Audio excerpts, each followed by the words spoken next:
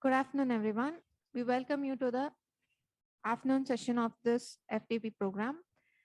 We now start with the third session of the day. This session is chaired by Dr. S. Babu, Associate Professor, Department of Mechanical Engineering, PSG College of Technology, Coimbatore. Dr. Babu has completed his bachelor's degree in mechanical engineering from Madras University, master's in thermal engineering from Government Engineering College, Erode. Postmaster's degree, he joined as a SRF in a BRNS funded project at Indira Gandhi Center for Atomic Research, Kalpakkam. He has two patents for his solar hot water system design and has published more than 34 papers in international, national journals and conferences. He has a wide experience in consultancy work and has received more than 9 awards from state and central government organizations for his contribution towards research and development.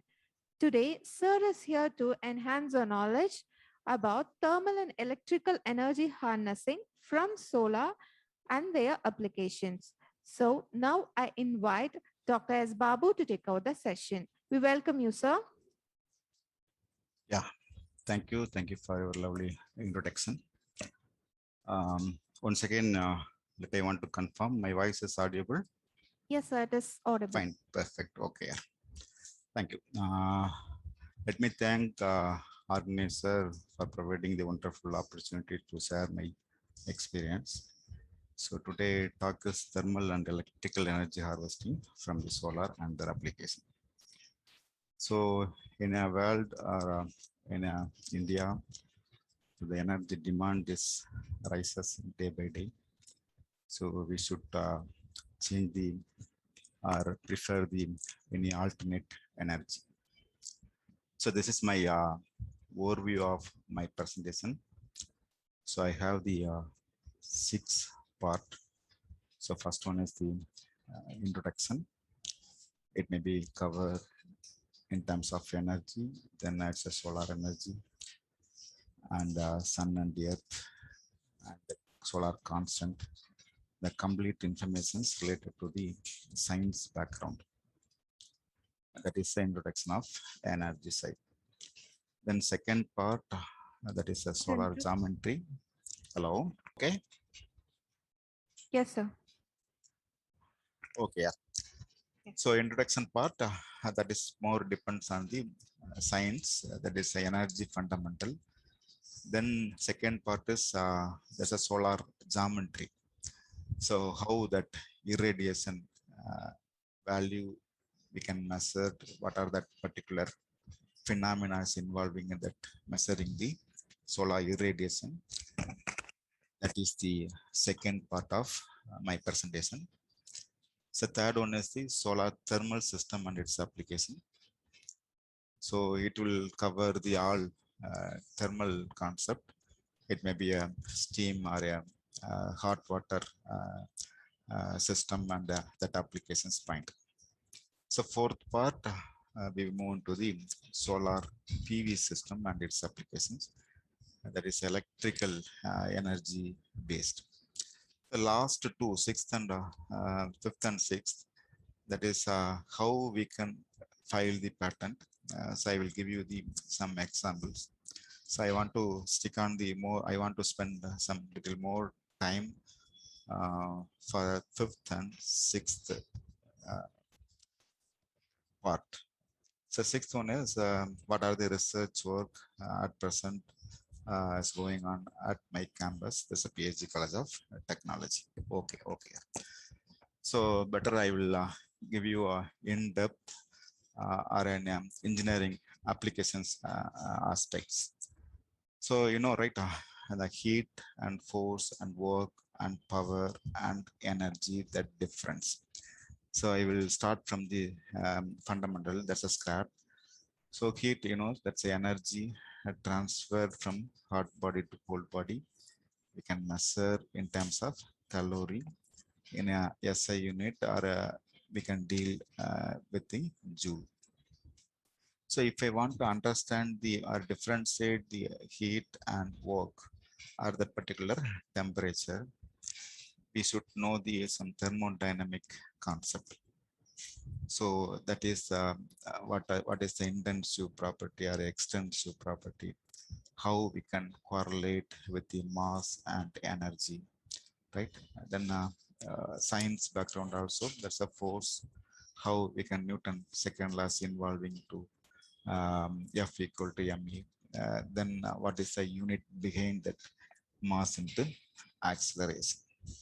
So most of the time, students' perspective, they may know the unit, but how they can generate the unit or how we can convert the unit based on that particular definitions that we want to highlight now.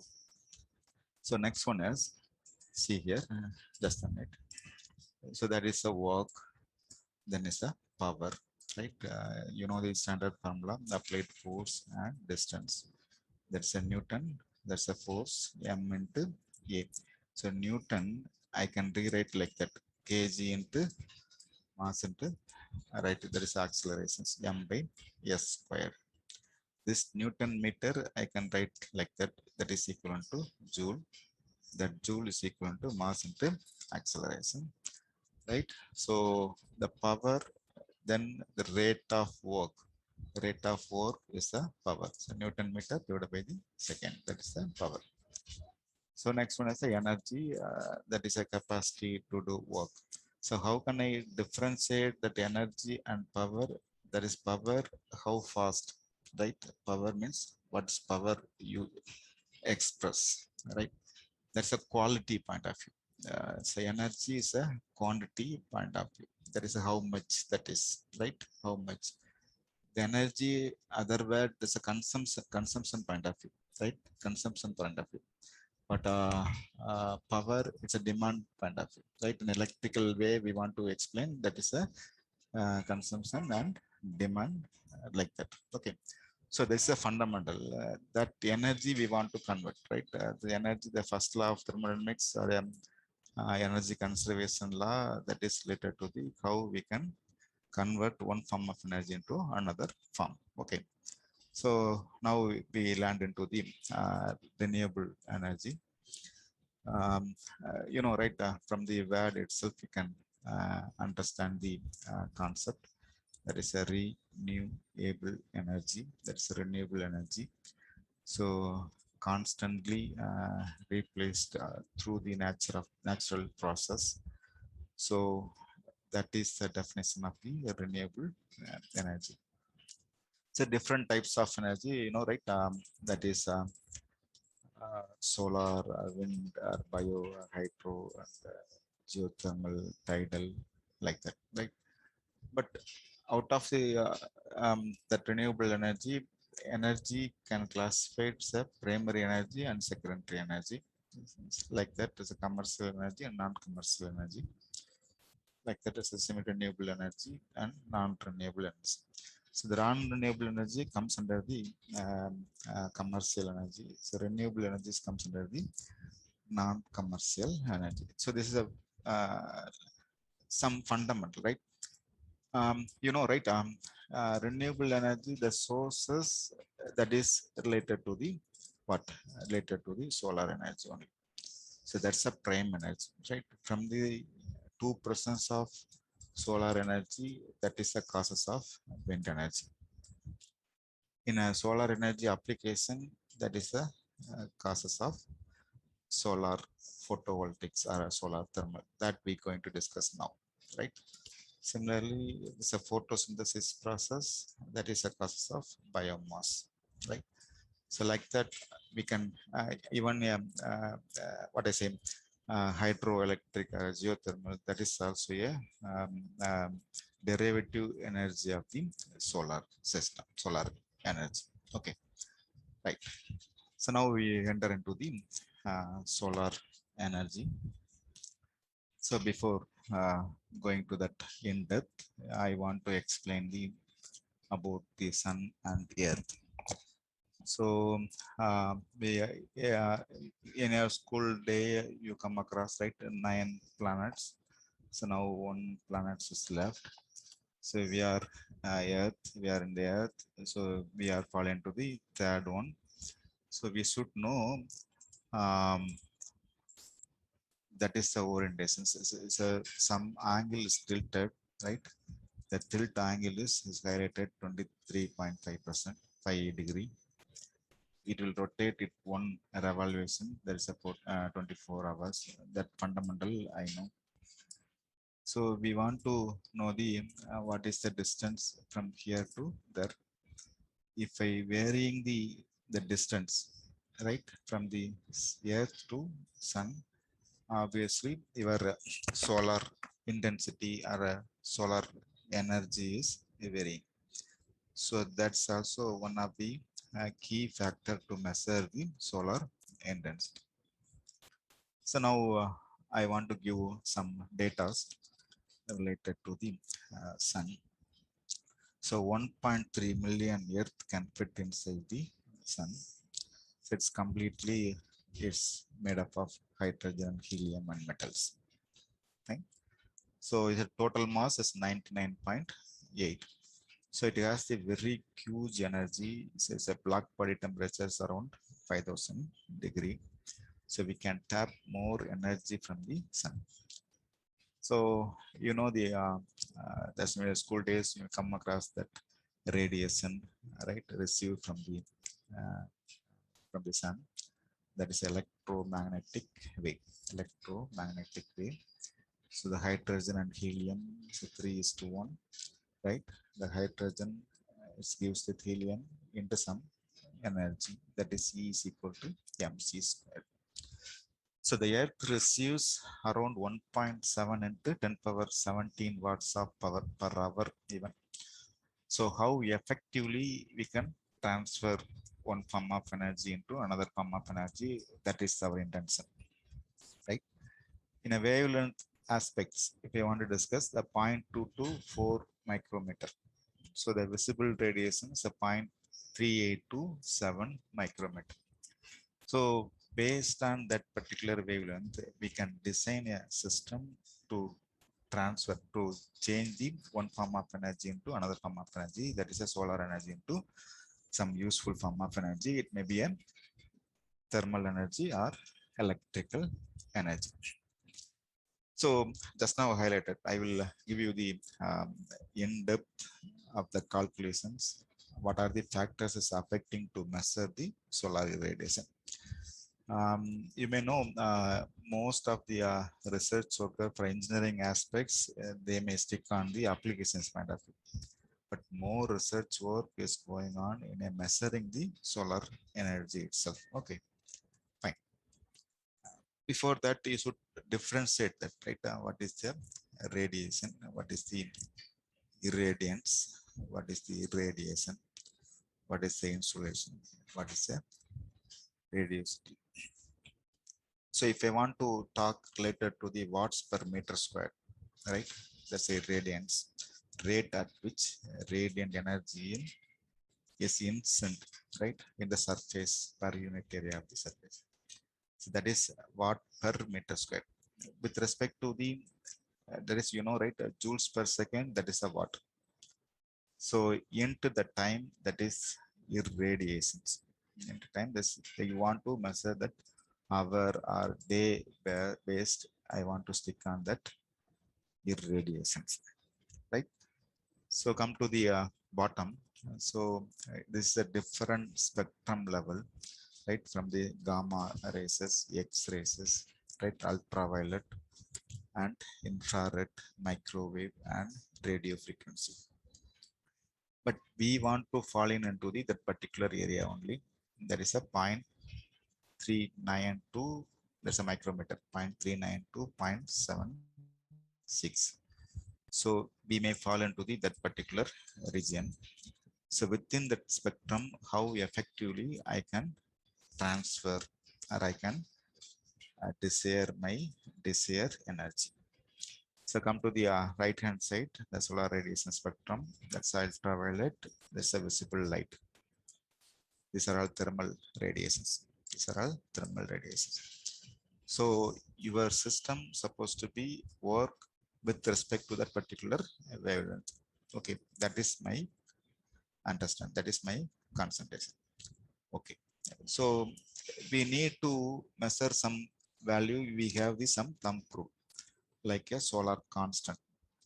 That is internationally they will fix that amount, right? Total amount of solar energy from the sun per unit area, right?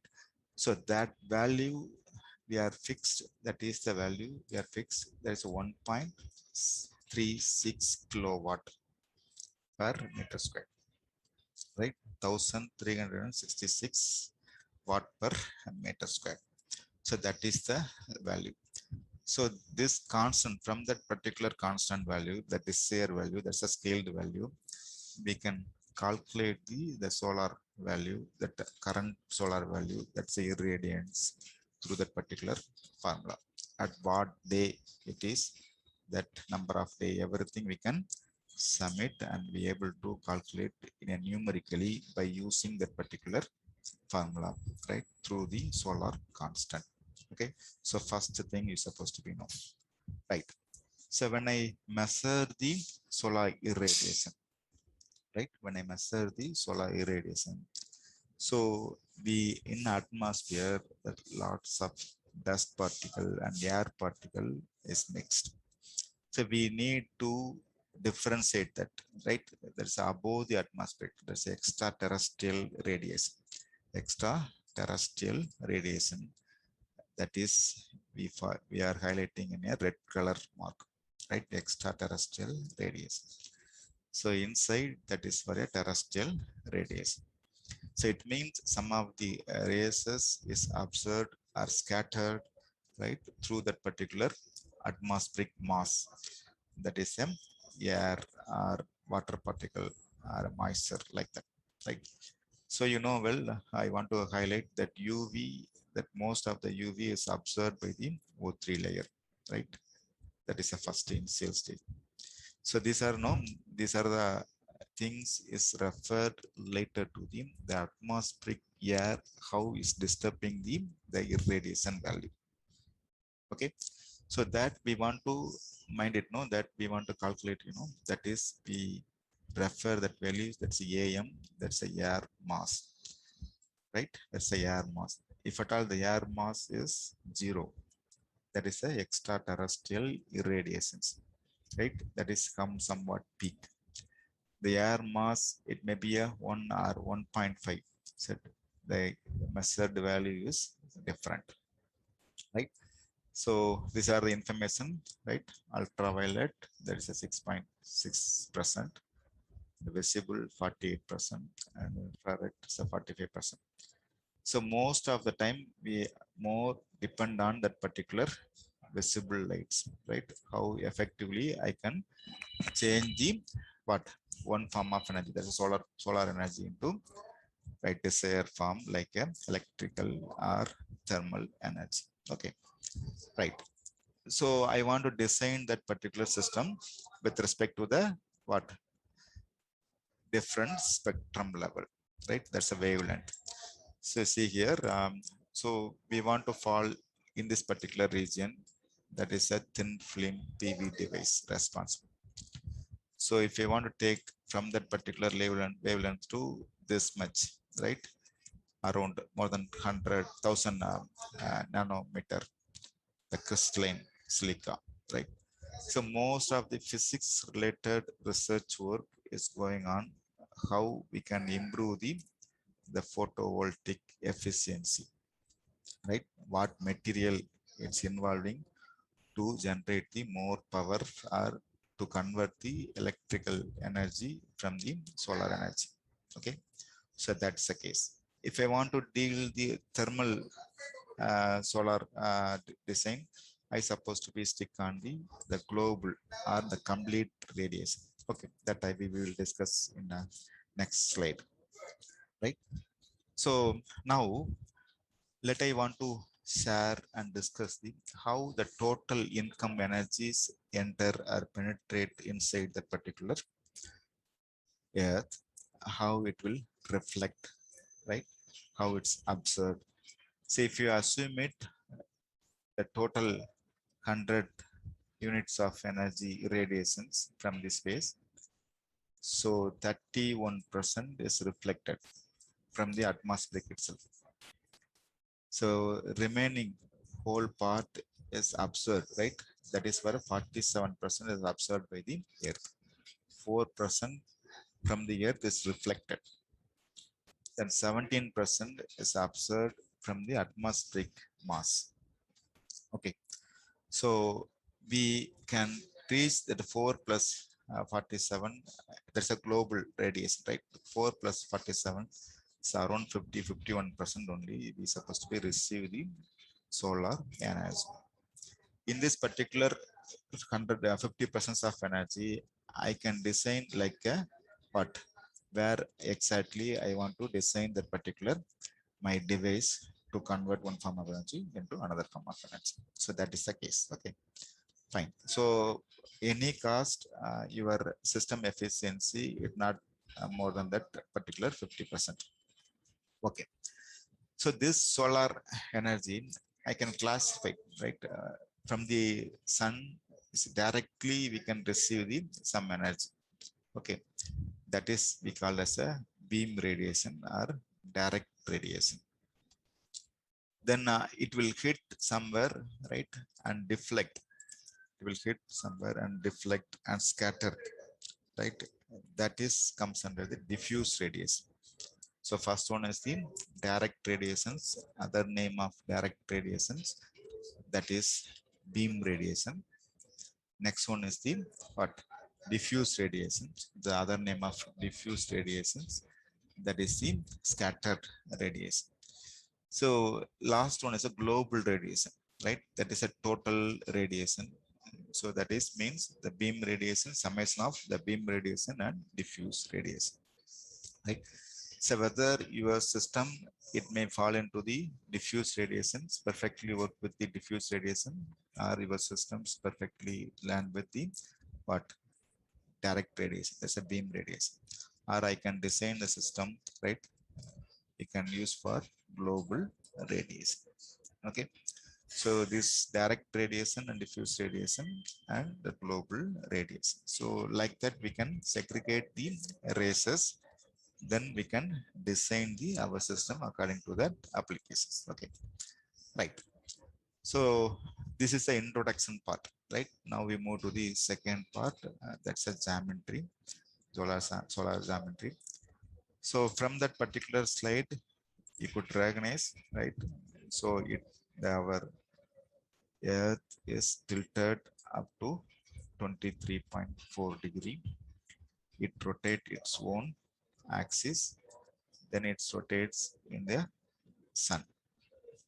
So distance between that particular sun to that particular location, that is a Earth, so keep on changing by rotating itself, right? From the rotating itself. So from I may stay here, right? So it's a keep on is rotating its own axis. So automatically it will go. So the distance between that particular locations in hour by hour, it's varying. In hour by hour, it's varying. Like that next day or a seasonal, it will that Earth is moving from here to there. So if I every day or every month, the distance between that particular Earth to sun, that also is not uniform. So measuring the solar energy, right? That is a difficult, and understanding that particular solar energy, that's also somewhat complicated to understand how to accurately you can measure the solar energy. So even a day one and day two, we can't match, right? So the same day in the next year, we can't match the same irradiation. We can't expect the same irradiation value. Okay, that is due to that particular phenomena. Fine. The seasonal variation of sun, just now highlighted. No, if I want to bisect in a 4 quarter, right? So every season it will varying the solar energy. So this picture you can understand in a better way for how that seasonally the solar energy is varying, right? So your sun path, come to that here, come to right hand side. So your sun path, right, from that summer side, this is for the winter side. So that orientation itself, it's varying. Right? Say for a day, in a same day, right, in a around 11 o'clock or 12 o'clock, this is zenith, right? The sun above the head. Then the area of that particular acting or intensity of that solar intensity of that particular area is minimum. At the same time, the intensity range is high. Let you come here for in the morning or evening, we have the more area, we are able to tap the more area, right? But intensity level is less. So like that we can understand, right, how that seasonally the solar irradiation value is varying. If you want to measure that, this is for the diffuse radiation, like just now highlighted now. So beam radiation and diffuse radiation and global radiation. Okay, so this is a diffuse radiation. This is the what? Beam radiation. That is a direct radiation. This is the total radiation. So summation of these two, right? This is the total radiation. So always a total radiation value is high. But your system, whether is obey the particular bandwidth wavelength, then obviously don't stick on that particular what I say, so global radiation. Fine. Okay. So just now highlighted, no. So in a sun through that zenith above the head. So this is atmospheric range. Okay, this is the atmospheric stratosphere. From that, it penetrate. The penetration depth is less compared to the sun in that particular locations above 60 degree.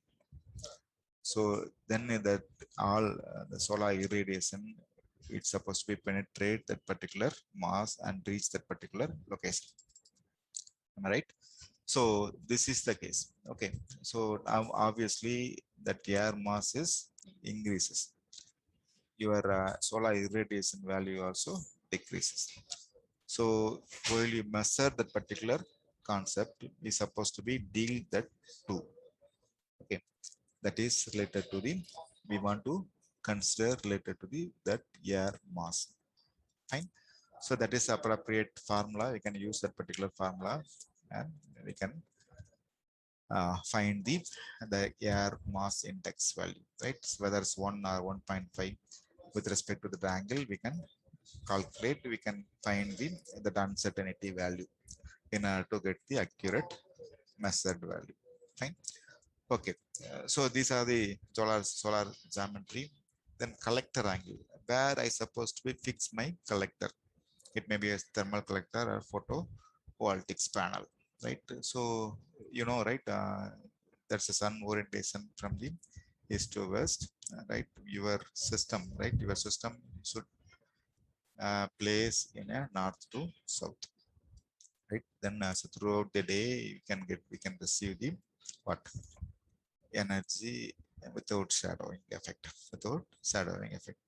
If I want to deal that particular panel, how effectively I can place that particular panel, that is related to the following angles. That is related to the following angle. That is a zenith angle, latitude, right? Declination angle, amber angle, right? Solar azimuth angle, altitude angle, right? Like that, we supposed to be know that all that angle inclination. Finally, you can fix your panel in the particular perfect orientation.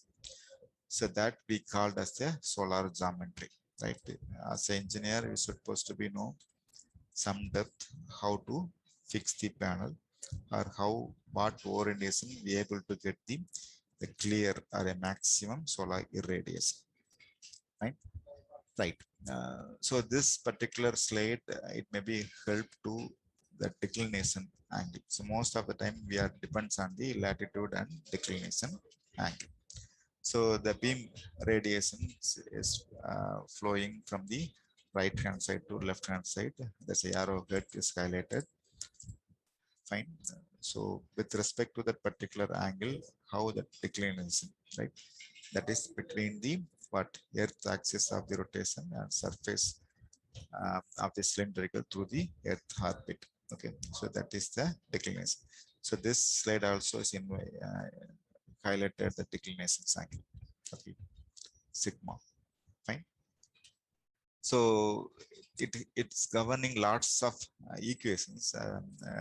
I skipped that particular equations, just the picture oriented. I want to explain the case.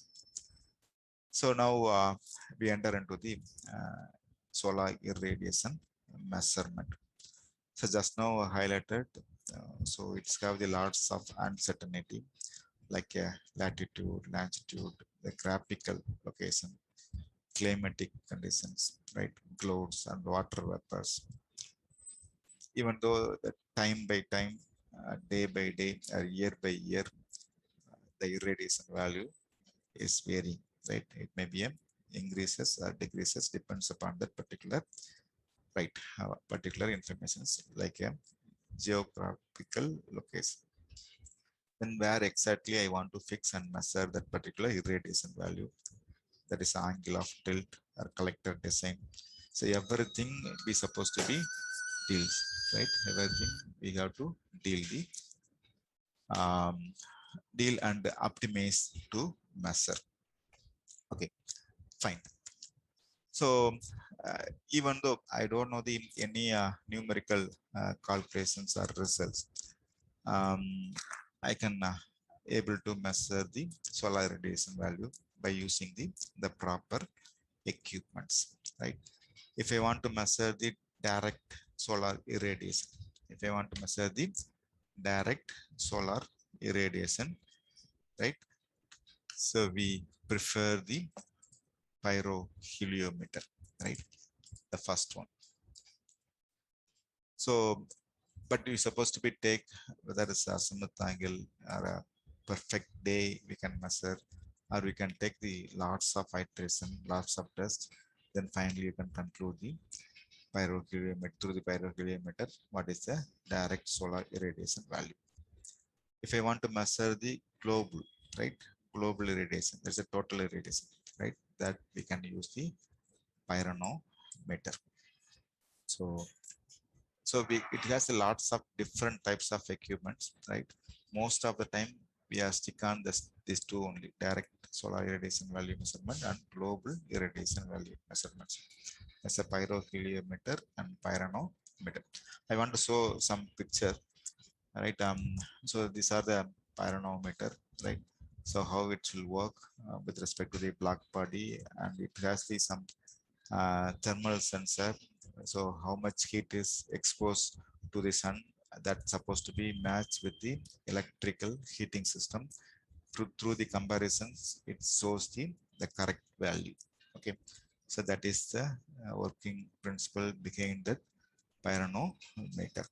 Okay, so where exactly we can fix, right? That is we want to fix in a horizontal way.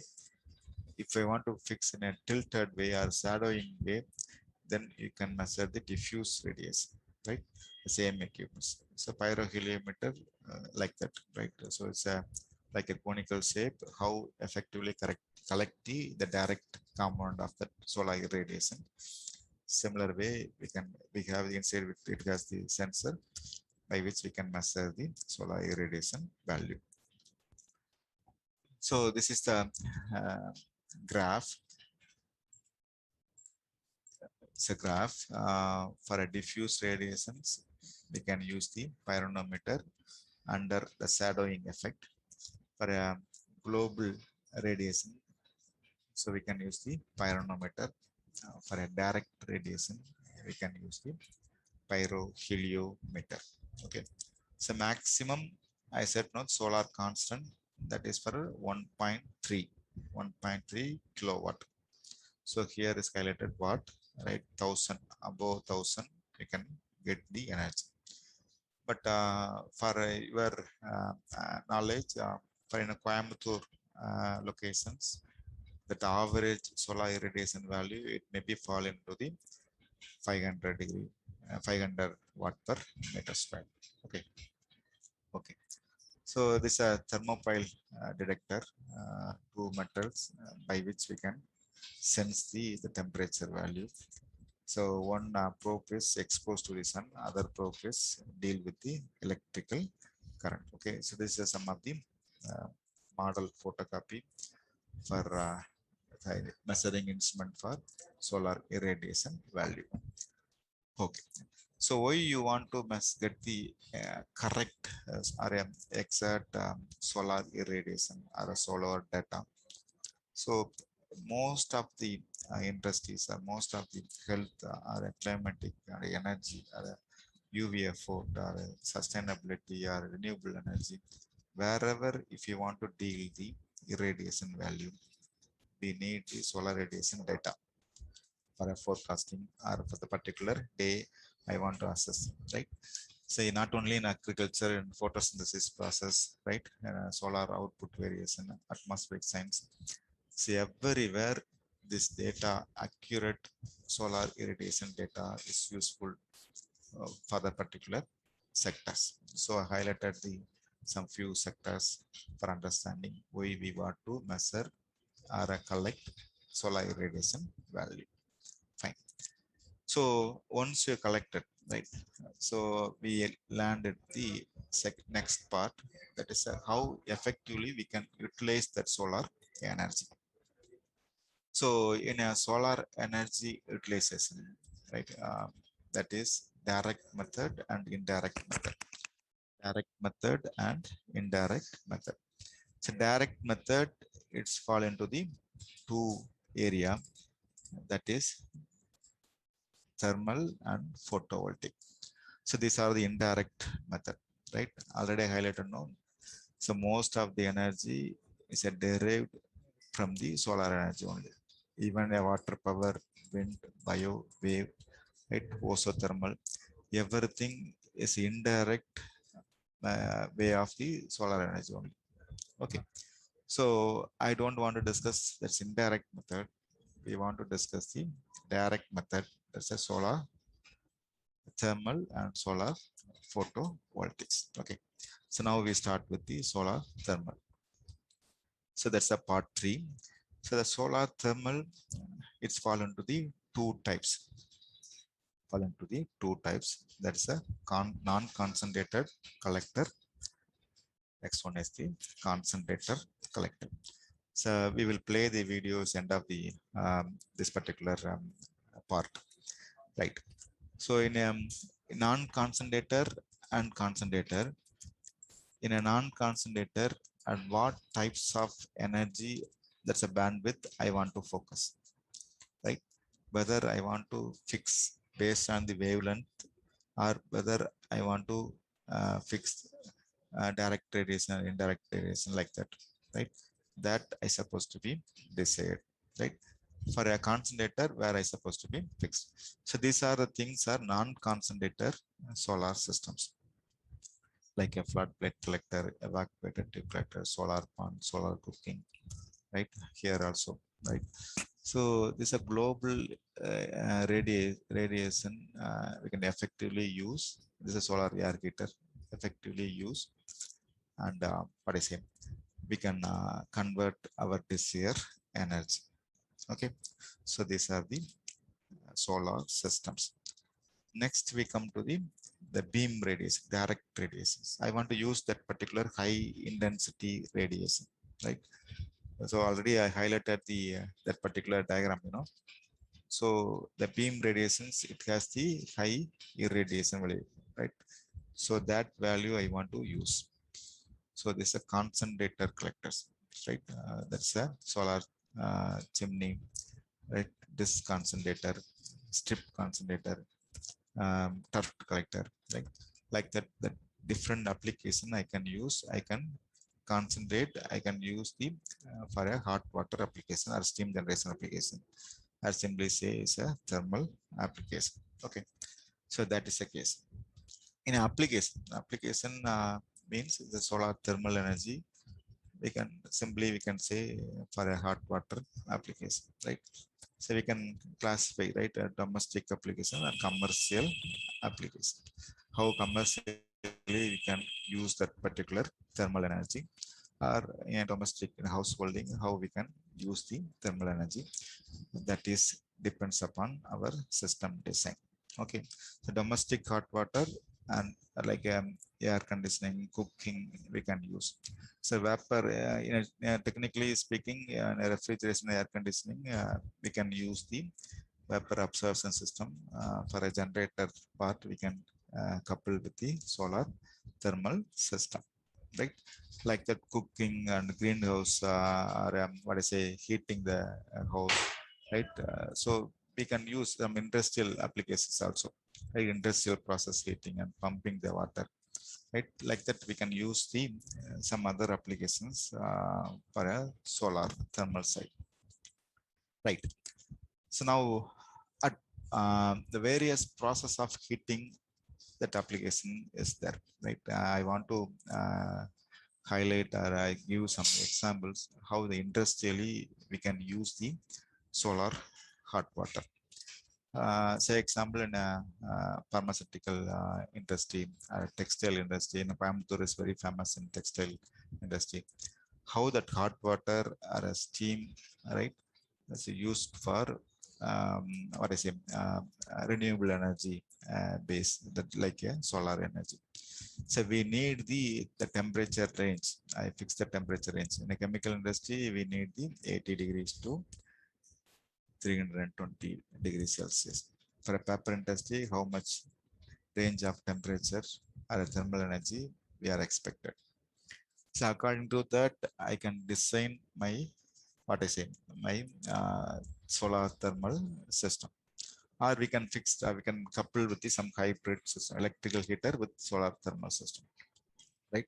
Like that we can design and we can implement it for achieving the temperature range for the particular industries, right? So these are the some cooking purpose in a, even I will show the my experience, right? So in a PSG we have the some concentrator for a solar cooking side, right? In a dairy industry and the air heater, like that we can highlight various process of heating applications from the solar side, right? So while you design that particular system for the particular applications, so I want to fix the solar thermal application for textile industry. What is the temperature range?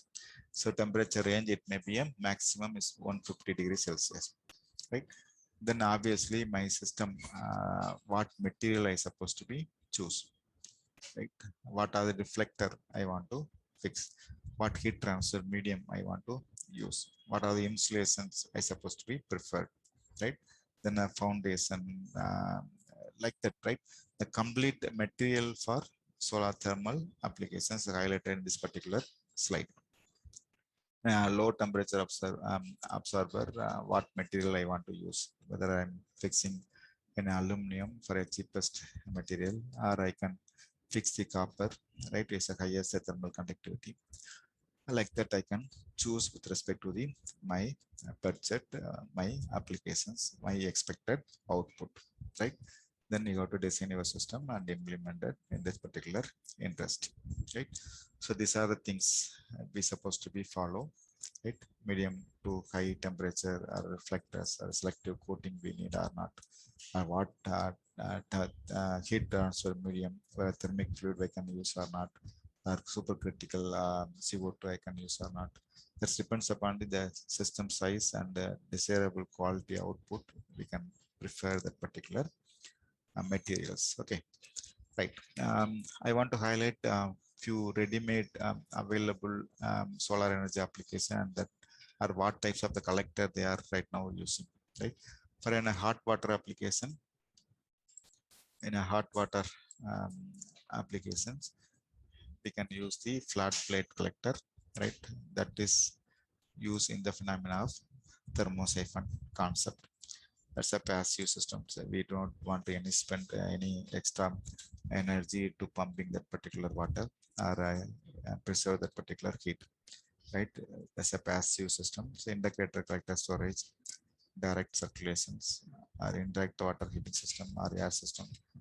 That's all active system. Active system means the external power is essential to run that particular system. Right? It's like that, right? Hot water application, space heating applications. So we need to use that particular system. Then as a solar refrigeration, right? Or solar refrigerations, we can use flat plate collector or a concentrator, parabolic tuft collector, or evacuated tube collector. Like that, we can choose the collector and implement it your or match your application. Okay. So for industrial process heating, what types of collector is supposed to be preferred?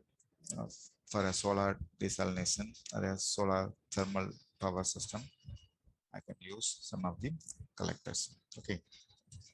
So I will give you the what is the working principle of solar water heater. What are the material? How we can improve the efficiency? How we can tap the more solar irradiation value? The working principle of solar water heating systems I want to highlight now. So this example, solar flat plate collector, right? So it has the cover, the inside we have the water tubes, right? Inside we have the water tubes.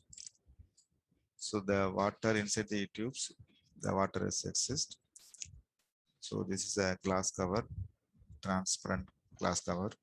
So this system is applicable for diffuse and direct radiation. There is a global radiation. Okay. So the insulations remaining all part is completely insulated. So the glass cover is exposed to the sun.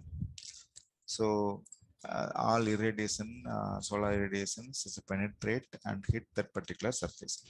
Even that particular surface, right, coated by the black color, coated by the black color. So it means our reflector, anyone of the reflector. So it black color is more tendency is to absorb the more heat. So obviously the surface is always warm condition. The heat transfer rate is increases by absorbing the heat. If it is reflected, it's reflect once again hit and reflect. So we able to receive some multiple way of energy. That's also a good. So how we can avoid the conduction losses through that particular things, right? Conduction losses, then radiation losses and convective losses through that particular surface. So that these are the losses we want to account it and find out the what is the efficiency of the particular system, right? So if I want to improve the heat transfer rate, I can improve the surface area. Say example, this is a water tube, right? Inside is water is there. So I want to improve the heat transfer rate. I can add the strip like that. I can add the strip. So, you know, right, heat transfer rate is increases, the area is increases. So if I want to increase the absorptivity, right, I will paint over that. It's a black color coated, I will cover painted. Then obviously the absorptivity is also increases. If I want to improve the high heat transfer rate, I can change the material, thermal conductivity. So like copper, instead of the aluminum, I can prefer for copper to improve the heat transfer rate and improve the efficiency of the particular system. So this is a simple example for what is it? Hello. Hello. My voice is audible? Dear organizer. So it shows the very poor network. That's why I'm asking. Yes, sir, it is audible, sir. Okay, fine. Okay, yeah. Okay. Right. So like that, I can focus, right? Right. So next one is a evacuated tube, right? From the bed itself, you can concentrate, you can understand. So evacuation, right? So low pressure, right? Below atmospheric pressure, that tube, that pressure is used to act as a insulation, right? That's a evacuated tube. So that is the next level of the solar water heater. So it has the tube in tube. It has the tube in tube. See See here, we have the tube. Inside the small tube is right. So the inside the tube, we want to fix the, we want to send the water, right? It's a heat pipe. Heat pipe is present over here, right? So inside the tube, we want to, and we want to fill the water. So what happened? The all solar irradiation value, irradiation, so hit and penetrate the that outer tube. This is a glass tube, transparent tube.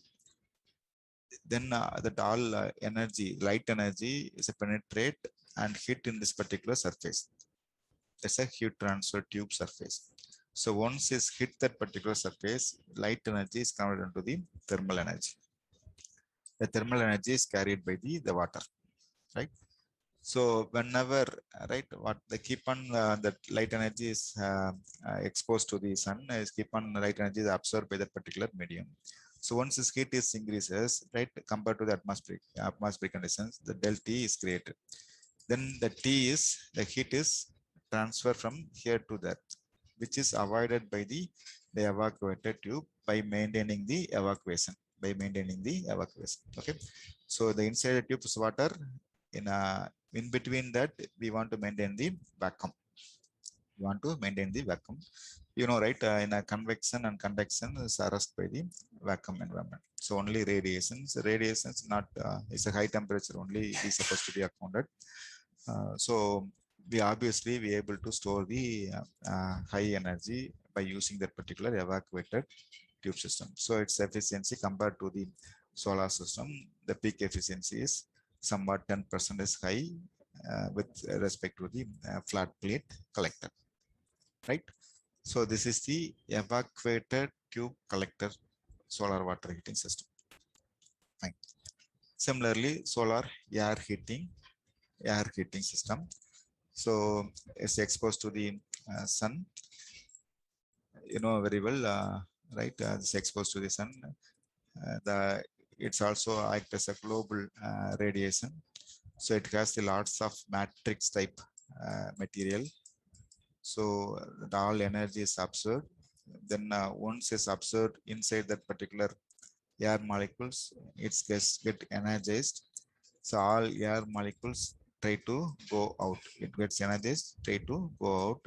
Obviously, the inside that particular cabin is created the less density, right? Due to the energize the all molecules. So all molecules, it will go up. So once this energy is up, it has the vibrations, it will go up. So automatically here is creating the less pressure vacuum. So that vacuum is filled by the surrounding air, right? That all nearby the air is entered due to the less pressure, okay, compared to the atmospheric pressure. So obviously it will accumulated here, then that all fresh air is get energized, right? The heat is absorbed, then all molecules is move up, okay. So through the thermosiphon way, we can act as a solar air heater. Now, so I need the high flow rate, then I can switch over into the active solar air heating system. I can fix the some air motor, right? Blower. Then our air is supposed to be pass over here, right? So here I want to improve the lots of material like a matrix. If at all the density of that matrix, the inside that fins and everything, if I want to increases, the pressure drop is also increases, right? So naturally, if we put the lots of obstacles, the flow is restricted. So if overcome that particular obstacles, we need to act as a external device like a blower. Okay, so that pressure drop calculation is very important for solar air heating system. Okay, right. So I want to improve the efficiency of the solar air heating systems. I can choose the some fins, but still I want to improve the efficiency of the solar air heating system. I can choose the porous media. So this slide is highlighting the non-porous absorber, right? I don't have any porous like small holes and like that. But we have the fins or with fins or without fins. right? Or a U-tube shape or a V-grooved shape. Like that, I can design, I can improve the efficiency. There is a non-porous observer type of air heater. These are the things. If I want to improve the more efficiency, I can fix like a wire mesh, right? I can introduce like a what I say, the porosity concept. I can introduce like a fins, right? So this is a porous observer type air heater. Porous observer type air heater. So compared to this system, this one is efficiency is high, but at the same time, what? At the same time, the pressure drop is also high, right? So if I overcome that particular pressure drop, we can fix the what external the pumping device like blower. Okay, so I keep on increasing the porosity value, and then obviously the power consumption also increases. That we supposed to be parallelly optimized. Okay, so that is the solar air heating system. Similarly, drying process for a tunnel dryer and solar dryer. So we have the different shape, similar like a solar air heating system. Okay, so in a tunnel dryer, our intention is we want to allow the more air, right? So the air velocity I want to improve. The inside all the material in most of the agriculture applications, most of the projects work performed in that particular area, solar air heating and solar dryer unit.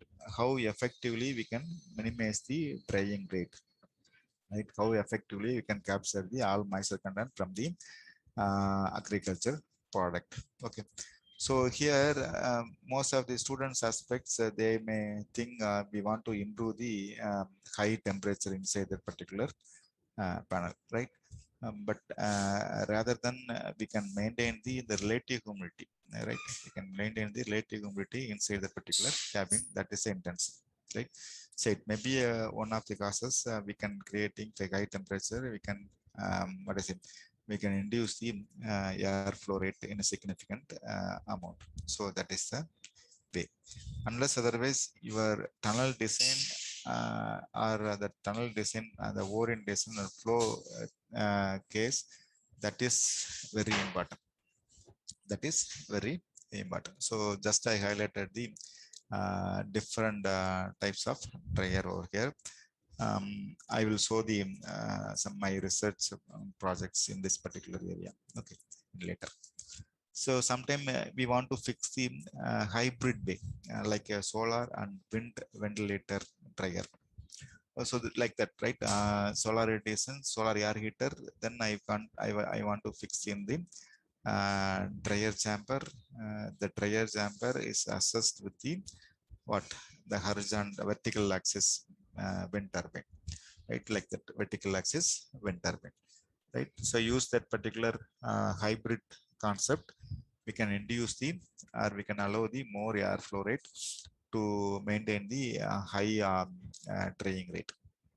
Okay, so right now we can fix like that, or we can inside we can chemical aspects, right? Some of the moisture observing media you can placed inside, and we can what I say, increase the drying rate. Okay, so different option is there.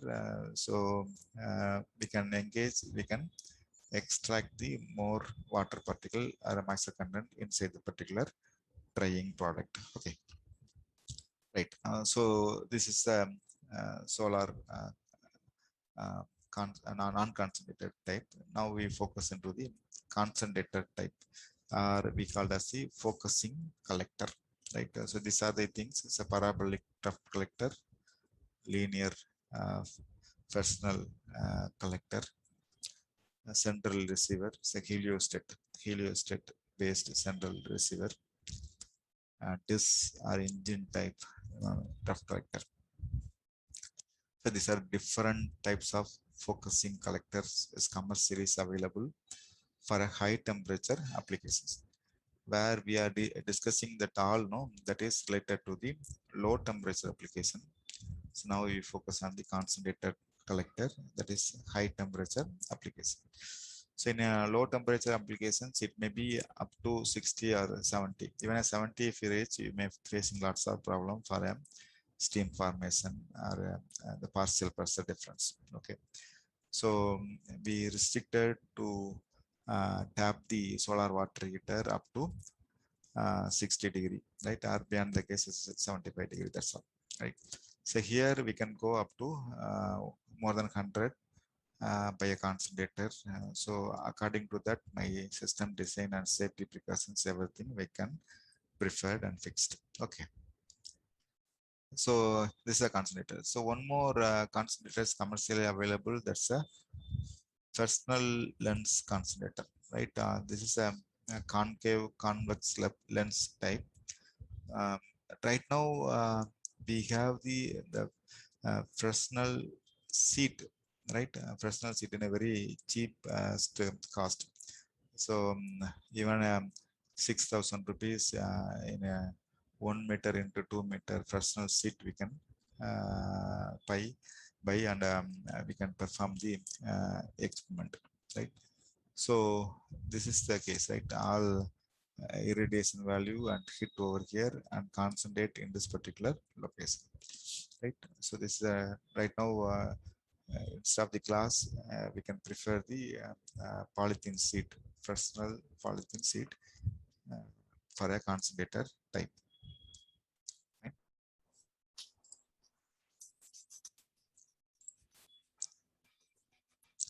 So this is a Fresnel lens concentrator. Hi folks, I thought I'd pass on some of the things I've learned about Fresnel lenses since I started doing solar cooking using my Fresnel lens solar cooker. What is a Fresnel lens? Really, it doesn't look like a lens.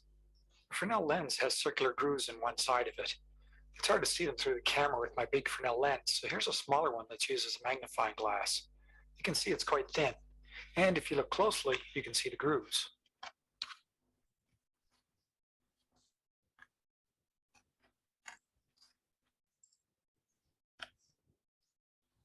This is a lens I got from the same rear projection TV that I got the Fresnel lens from. Fresnel lens is the same thing. How? Well, for focusing light, the only important part of this lens is the curved outer edge and the bottom edge. All the glass in the middle is not really needed. So how do we go from this to this? Let's start with a cutaway view of your typical lens. We don't want the Fresnel lens to be very thick, so we'll say we want it about this thick. Now let's divide our typical lens into multiple layers that are that thick. Next, find all the places where the curved edge of the lens meets the lines that we just drew in. And draw in vertical lines there at each meeting place. Remember, we said the only important part of this lens is the curved edge and the bottom edge. So let's highlight the places where we just boxed in the curved edge. Now for the really neat trick. Let's take all these highlighted areas of curved edge and drop them down to just one layer at the bottom. Getting rid of all the extra stuff we no longer need, it starts to look like a Fresnel lens.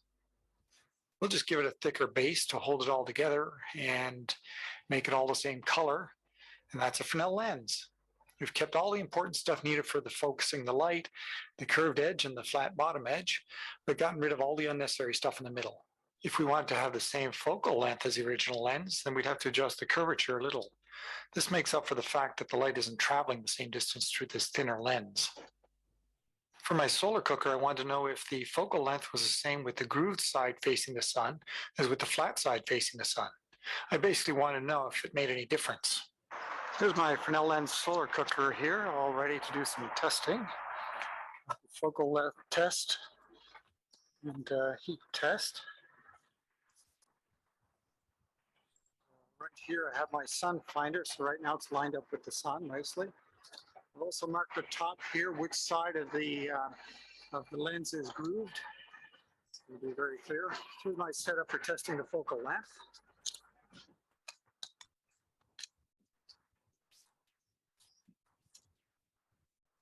Looks like right about there. Can't really see it with the camera, but there's a line right here. Just a very short line, about 3 inches long. To the camera, it just looks like a big bright spot. If I put this right there, then that's where the line is the shortest and brightest. And of course, you see it starts smoking.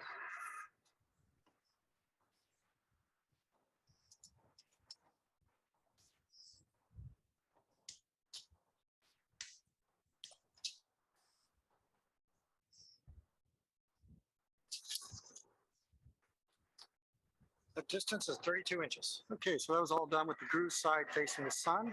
Now I'll just flip the lens around. I probably have to move that sun finder at the same time.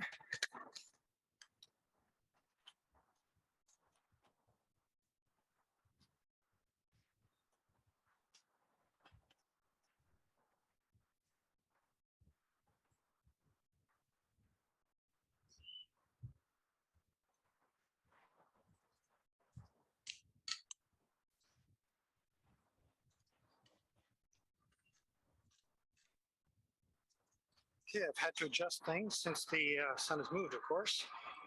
Focal length looks like it's about right there. And now to measure the distance.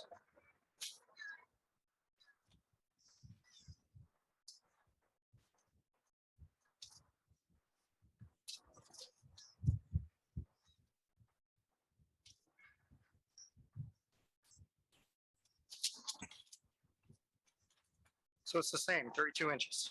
Now that I knew the focal length is the same, regardless of which side is facing the sun, I needed to test if the amount of heat generated was the same. Now to test the performance to see if the groove side facing the sun is better or the other way around, I've got this little jar of water here with 150 milliliters of water and this cooking thermometer that's stuck inside of it. And I'm just going to wait until it reaches 40 degrees Celsius there. And once, so it's really on the scale, and once it reaches that, then I'm going to wait until it reaches some other number, time it, and then reverse the lens and do the same thing again.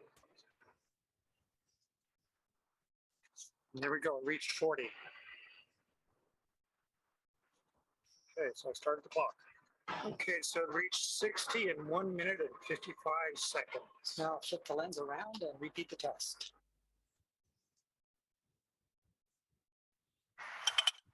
Okay, so you can see the thermometer here is just about to hit 40 degrees. It's just a little bit below. So I'll put it on. When it hits 40, I'll start the clock and stop it again at 60.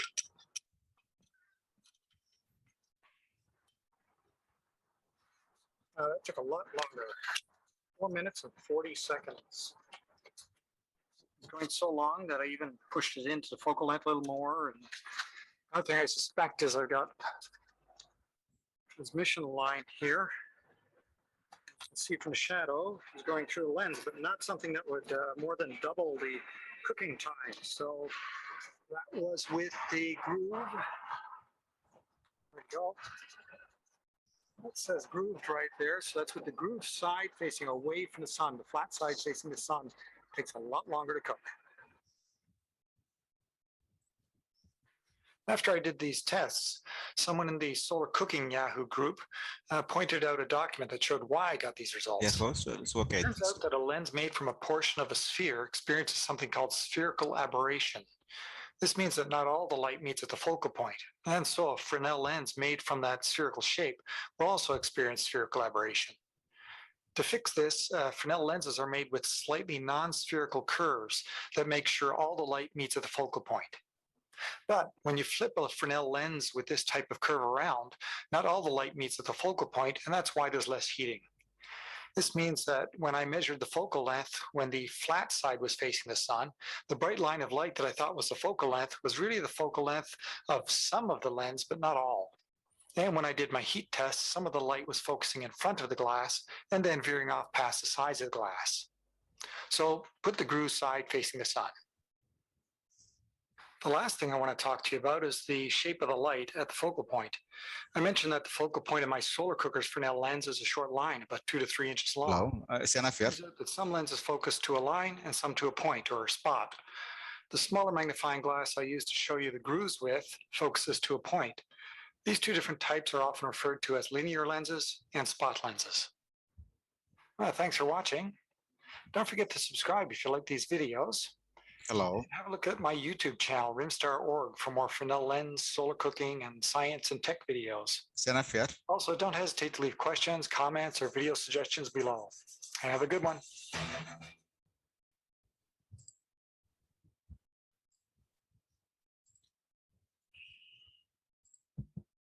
So we'll now play the next video, sir.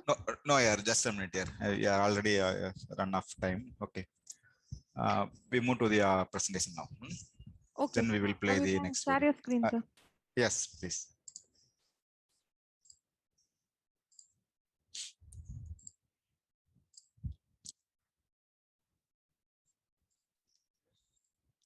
Okay. So this is the one of the example video for a concentrator for Fernald's working principle.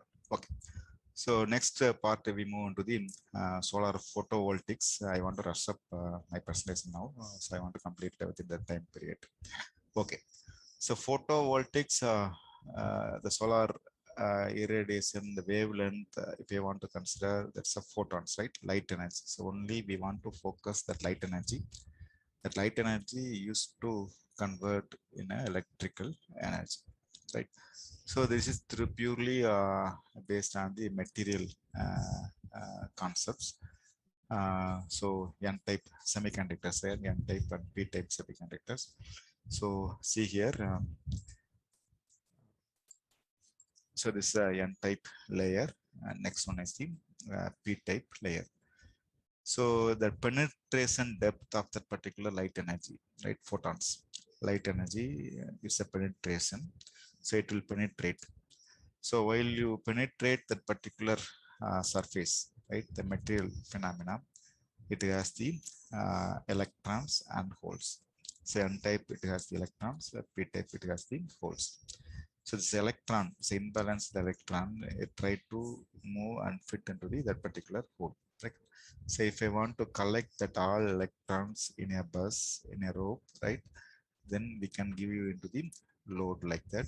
We can get the electric current. Okay. So technically, if you want to know, right, that the N-type, it may be very thin, right? P-type, somewhat thick, right? Right. Next slide, you may have to understand better. So P-type, it has the holes, right? Holes. N-type is excess of electrons, right? The electrons is try to accumulate with the particular hole.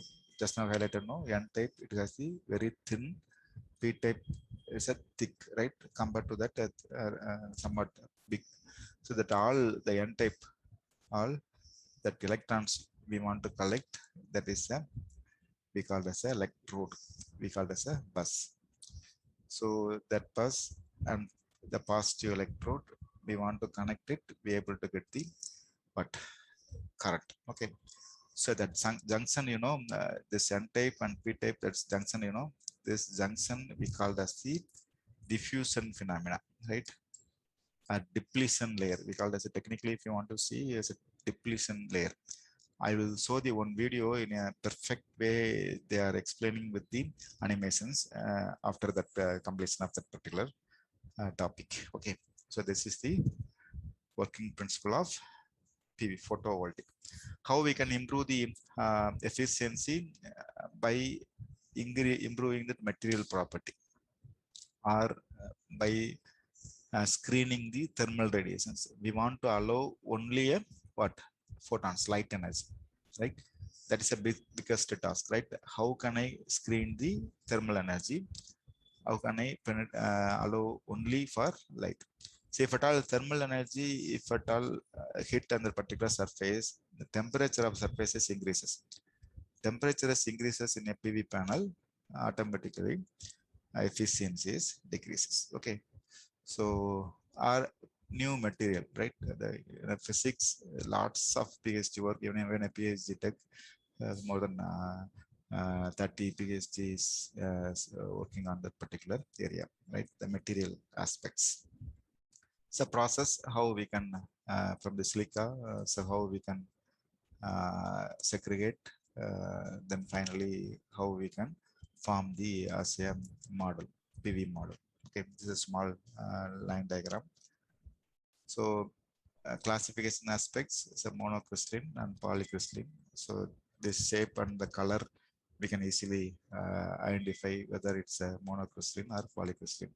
So monocrystalline compared to the polycrystalline, efficiency is high. In a solar cell classifications, I highlighted in this particular slide. based on the silica is non-silica based, right? Silica is a crystalline and amorphous, right?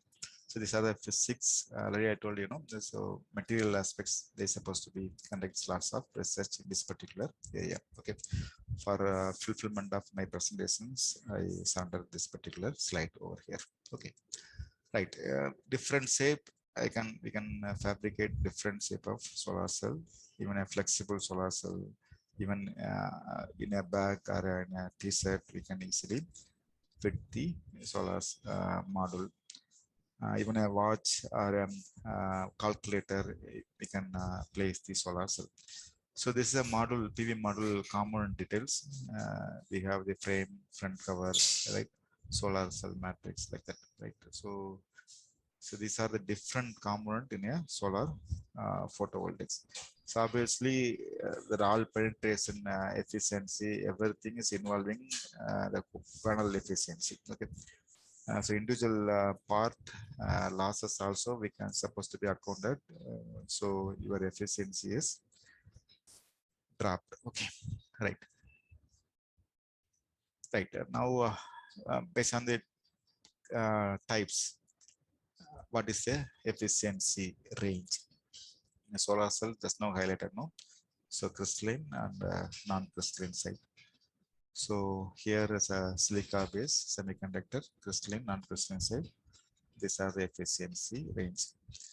Now commercially, if I want to talk related to the product and selling techno-economic analysis aspects, solar water heater is commercially viable.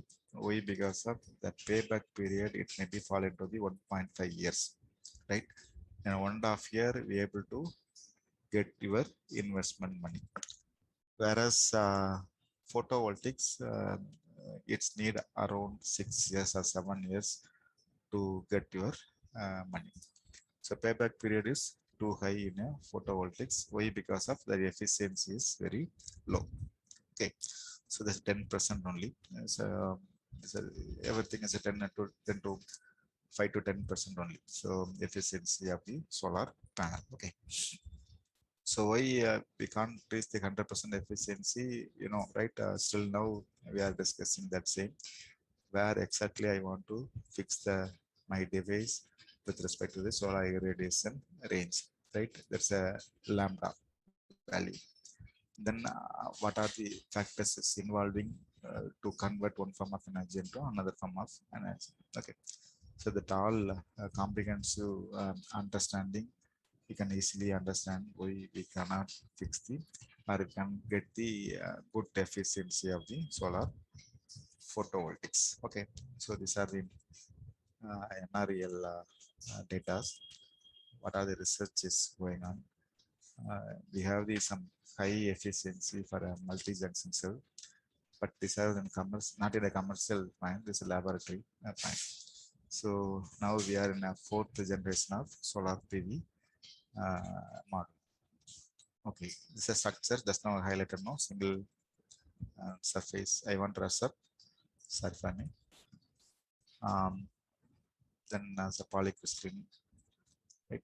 So these are the model range and the diagram and what are the size.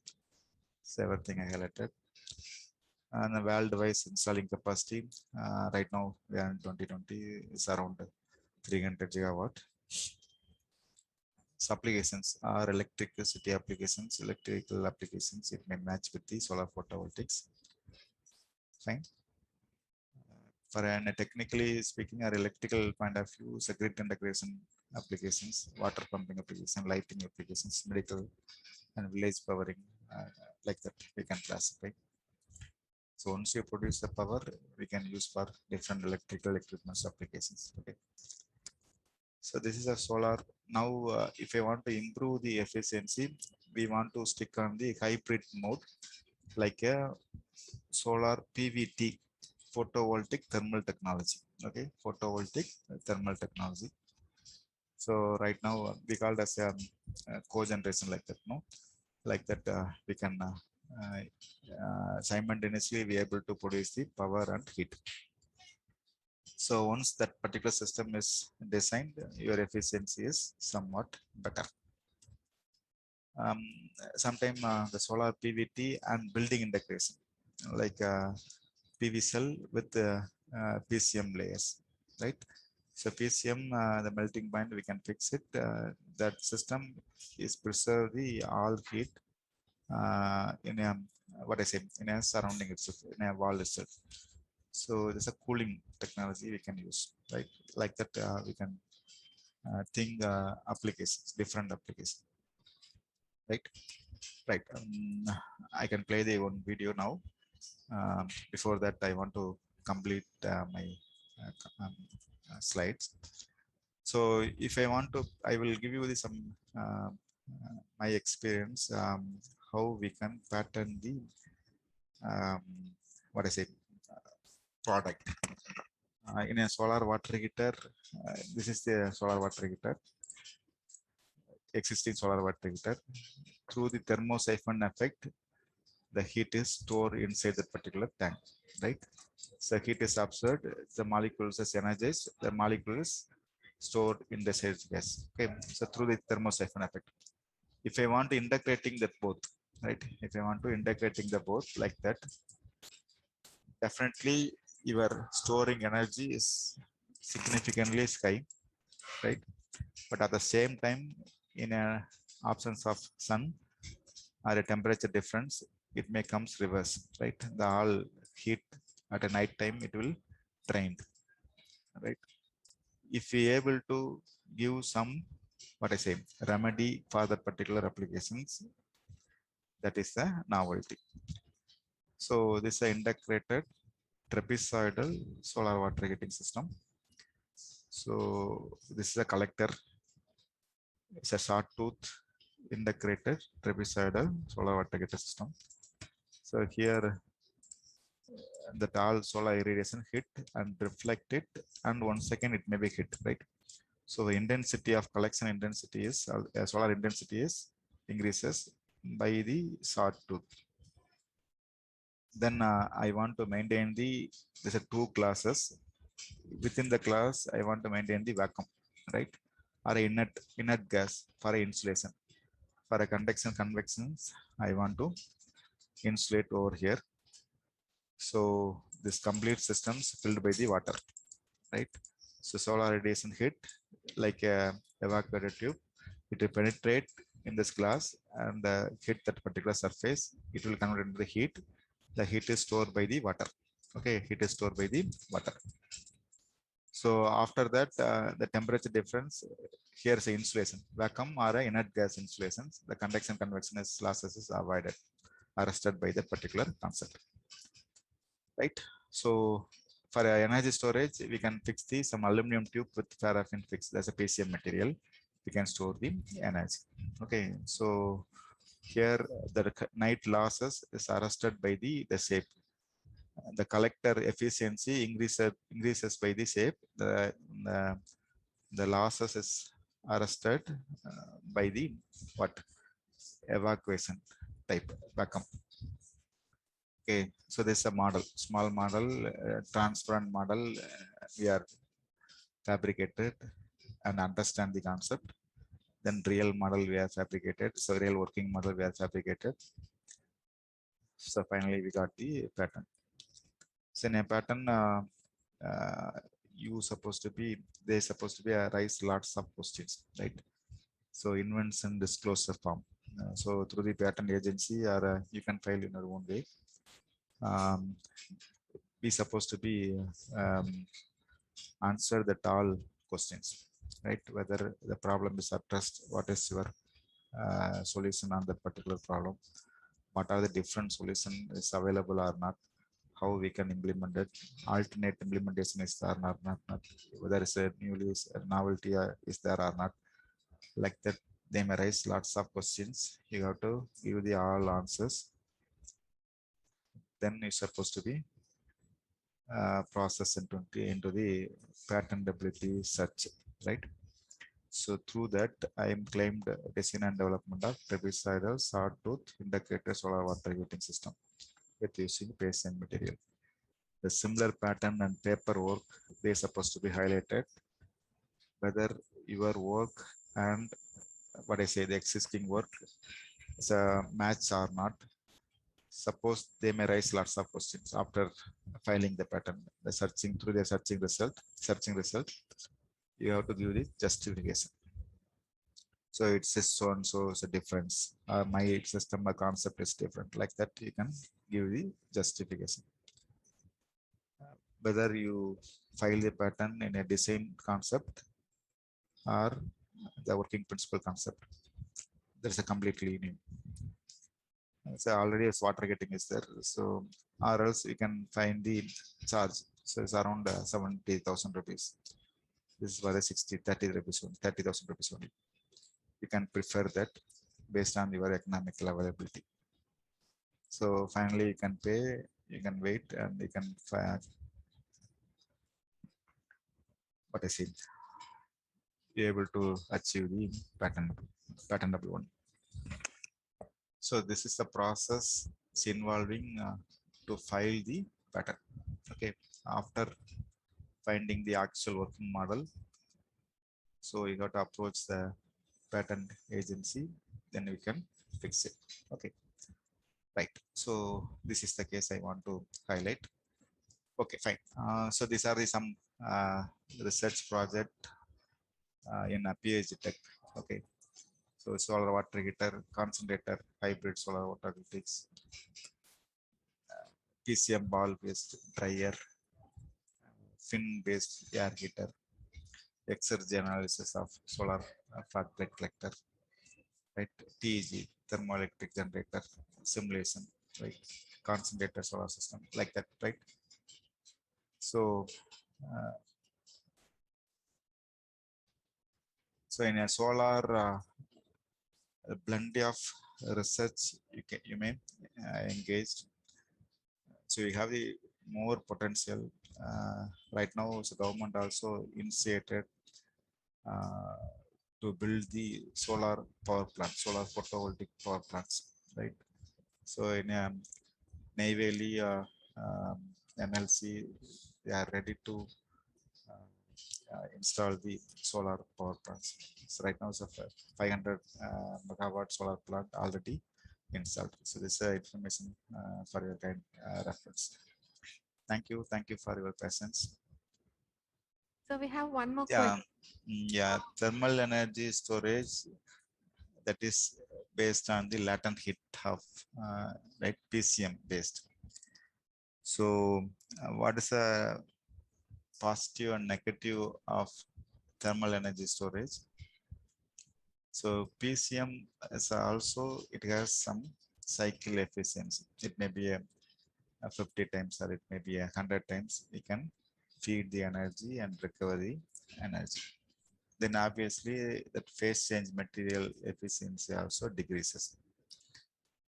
Then what we facing a problem, once you feed the energy and recovery that particular energy, the retention time is somewhat high. Also, the recovery of that particular energy in a particular period, we can't able to achieve. Then the 10 to 20% of energy store that material itself. So these are the drawback we are facing. Right now, in solar thermal energy storage side, in my last slide, I highlighted one system, the energy storage. So there we are using the erythritol as a PCM. So in organic way, we can think, or we can think very cheapest phase change material. That is a current trend now. Nice question, actually. I hope there are no more questions. Thank you, sir. Thank you for the excellent session and for being a part of this faculty development program. Thank you so much, sir. Thank you. Thank you for organizer, HOD and all. Thank you. Thank you, everyone.